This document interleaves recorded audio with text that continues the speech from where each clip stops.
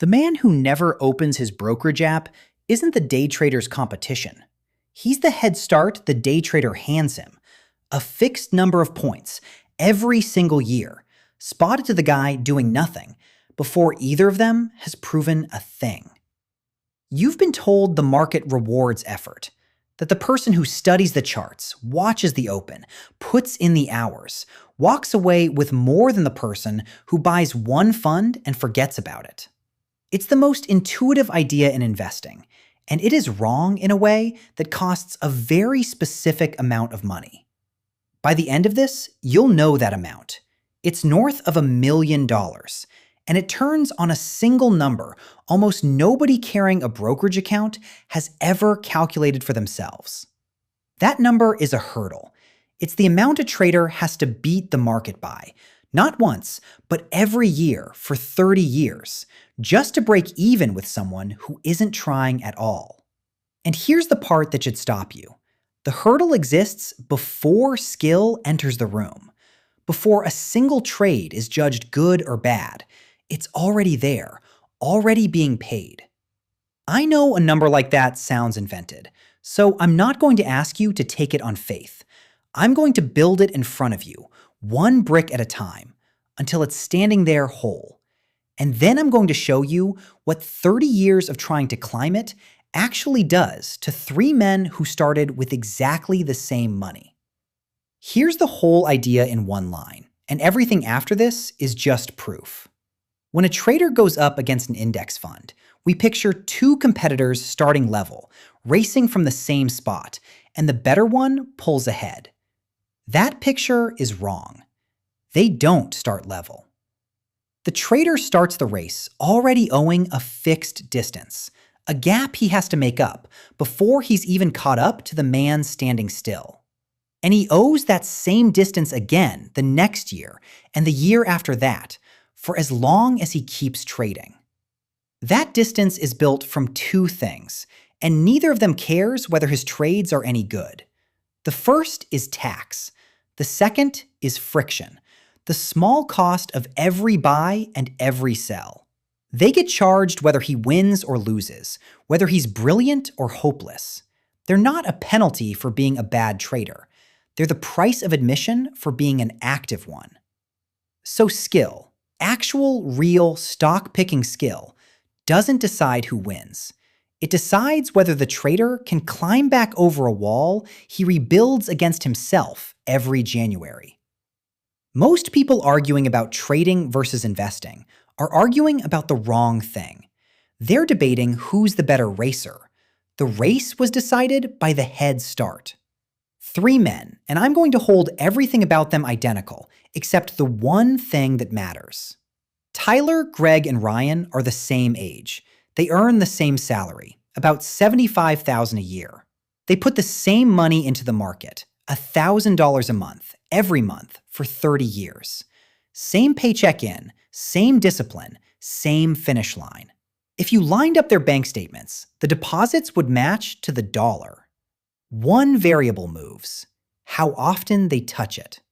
Tyler is the day trader. He's at his screen before the bell, in and out of positions all day, turning his whole account over something like 20 times a year. To Tyler, sitting still feels like leaving money on the table. Greg runs the calmer version of the same instinct. He's a swing trader, holding for days or weeks, riding a trend until it fades, trading a few times a month.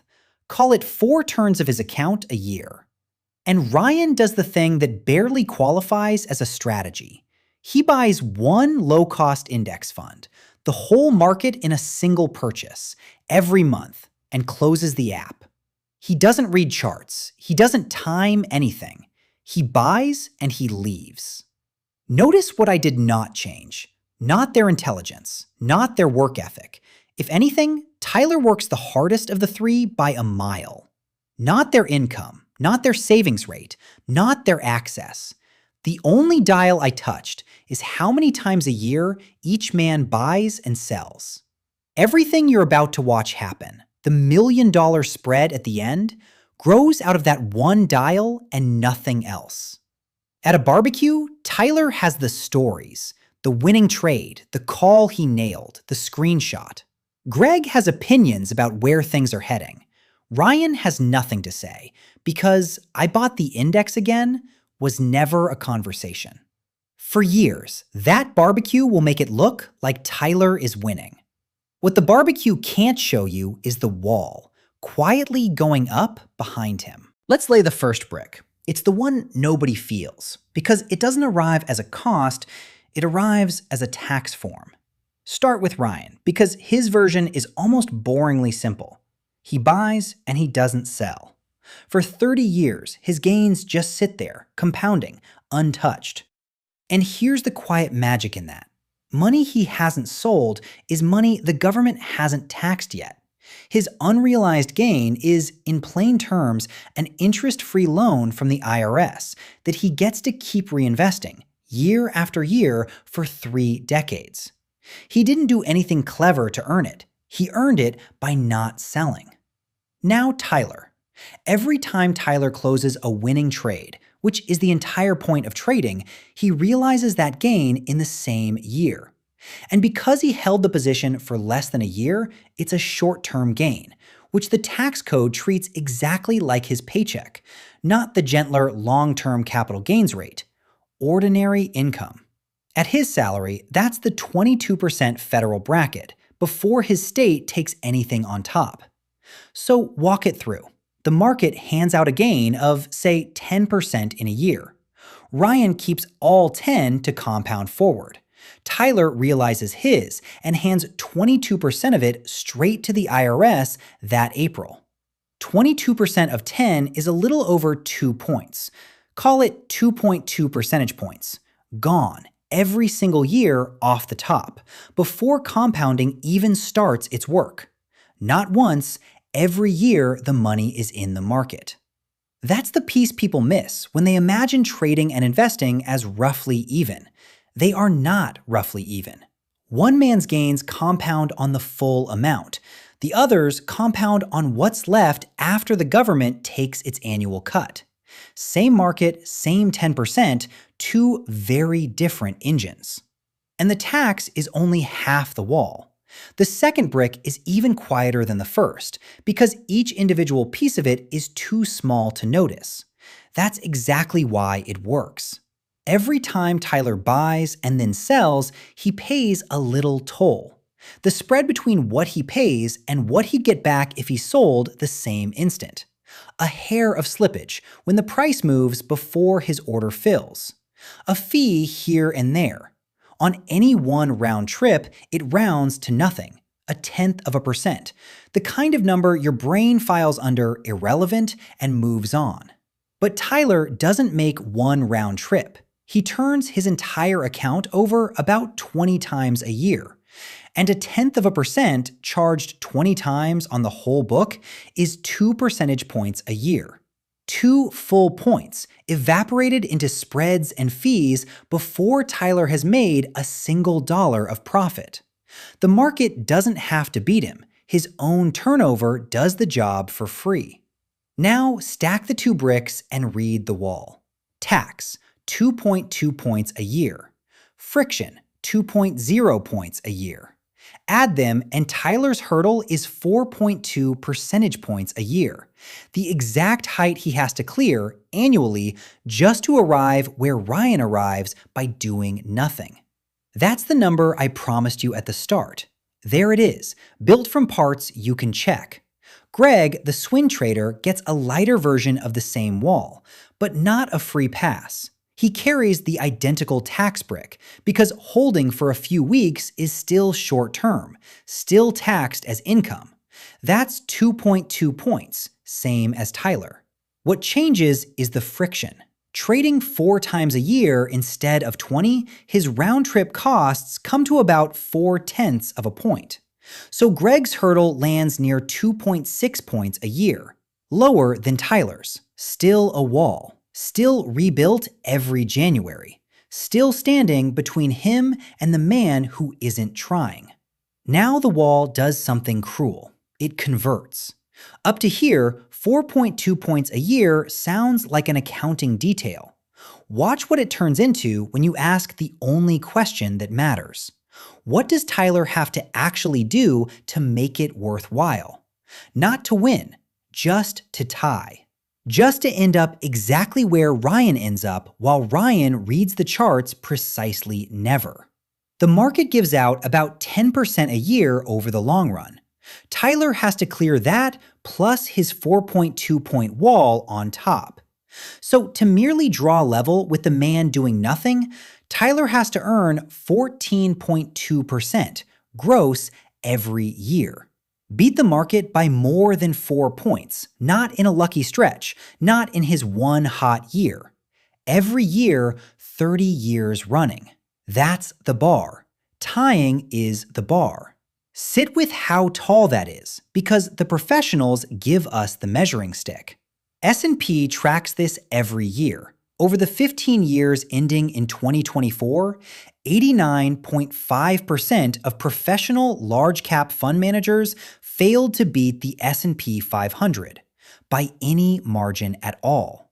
People who do this full-time, with research teams and terminals and information Tyler will never touch, and nearly 9 in 10 couldn't clear a hurdle of 0. Tyler needs to clear 4.2 consistently, alone, on evenings and lunch breaks. And the direct data on people exactly like him is worse. The landmark Barber and Odin study followed thousands of real individual traders, and the most active ones didn't just fail to clear the wall, they finished about 6.5 points a year behind the market after costs. Behind. Not tying, not losing narrowly. The more they traded, the further back they landed. Across an entire market's day traders, roughly 1% turned a reliable profit. 1. So understand the deal I'm about to give Tyler for the rest of this story. I'm going to assume he beats the odds, that he's good enough to match the market gross, to land in the tiny slice that doesn't bleed. I'm handing him an outcome better than 99 out of 100 of his peers ever see. And even with that gift, even as the exception, the wall is still standing between him and Ryan. Watch what it costs him anyway. So let's run the 30 years. Same $1,000 a month from all three. Same market underneath them. The only thing different is the wall each one carries. Tyler's 4.2 points, Greg's 2.6, Ryan's nothing. Ryan compounds at the full 10. Greg, after his wall, at about 7.4. Tyler, our generous exception, at 5.8. For the first stretch, you genuinely couldn't tell them apart, and that's the trap. By year 10, Ryan's at about $207,000. Greg's at $178,000. Tyler's at $163,000. Close enough that at the barbecue, with Tyler's stories doing the talking, it still feels like a tie. Maybe even feels like Tyler's version is the smart one. 40-odd thousand between first and last across a decade. Nothing that announces itself. Then compounding stops being polite. Because the gap isn't a fixed distance, it's a percentage, working on a balance that's getting larger every year, which means the dollars it costs grow as the pile grows. By year 20, Ryan's at $766,000. Tyler's at $453,000. The man who never opened the app is now more than $300,000 ahead of the man who watched the market every day. And Tyler still doesn't see it, because Tyler measures himself against last month, never against Ryan. 30 years in, all three are done. Same $360,000 of contributions from each. Dollar for dollar, the same money in. Here's where it lands. Tyler, the day trader, the one who worked hardest, about $972,000. Greg, the swing trader, about $1.33 million. Ryan, who bought one fund and closed the app, about $2.28 million. Ryan ends with more than double Tyler. The exact gap is $1.3 million. Real money, the same money, separated by nothing but a wall built out of taxes and turnover. And remember the gift I handed Tyler? This is the version where he's good, where he matched the market before costs. The realistic Tyler, the one in the data finishing 6.5 points behind, doesn't land at 972,000. He lands somewhere you don't want to look. Picture the three lines on a chart. Tyler spikes and drops and spikes again, frantic, burning energy, arriving nowhere in particular. Greg's climbs with smaller chop. Ryan's just rises, boring, relentless, nearly straight.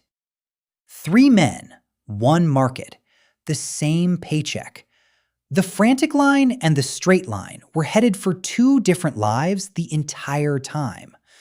A video that stopped here would be selling you something, so let me turn the honesty on my own numbers first. That 4.2 point wall isn't a law of physics. I built it from assumptions. 0.1% per round trip, 20 turns a year, a 22% bracket. Change the inputs and the wall moves. Trade less or cheaper and it shrinks. So treat the exact figure as one careful estimate, not a commandment. But notice which direction the honesty cuts, because it isn't in Tyler's favor. The real-world data on active traders had them finishing 6.5 points behind the market, not 4.2. My wall is lower than what actually happens to people. If I've erred on the side of being kind to trading. Now the fair exceptions, because they exist.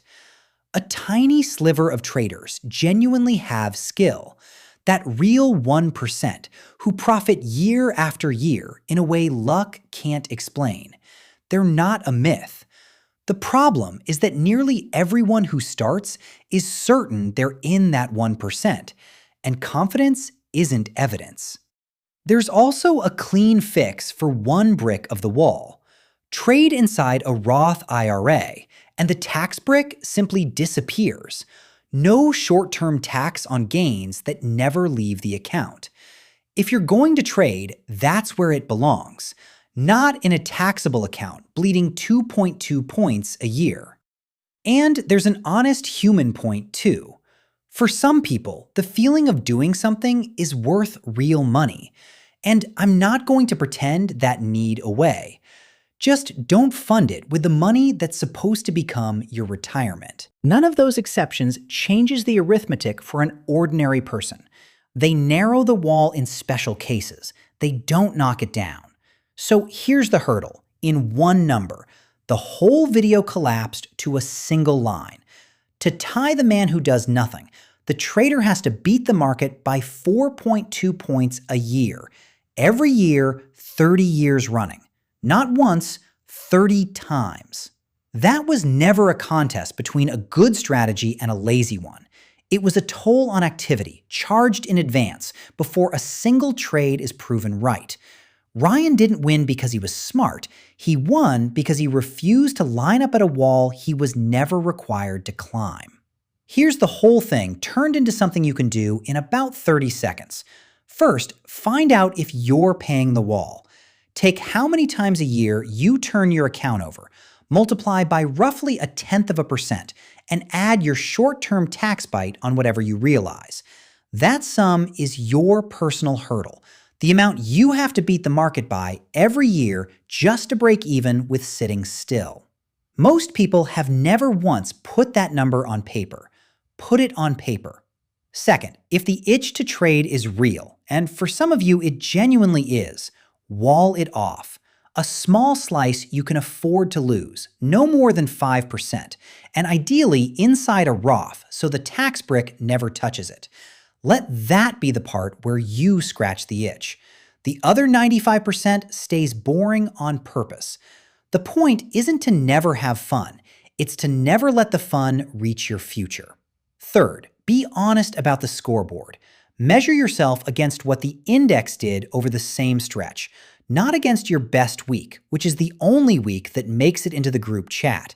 And count your time as a real cost, because it is.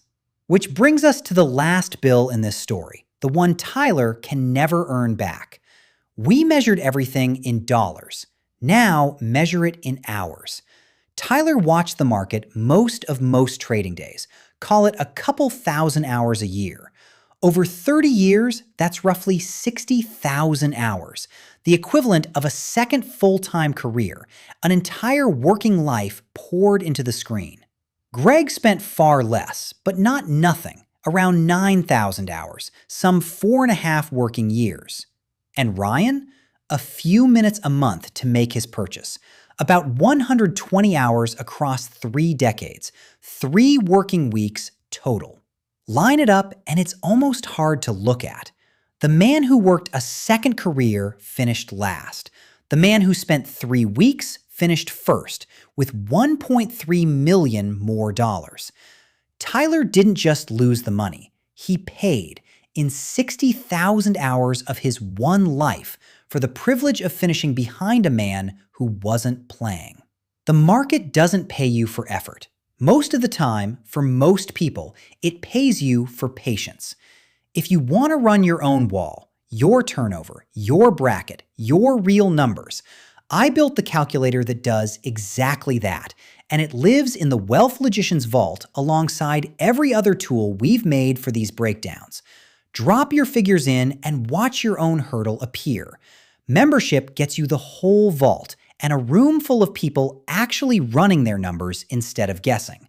Links in the description. Hit like if this rearranged how you see the word active, and subscribe if you want to do the math on the next one.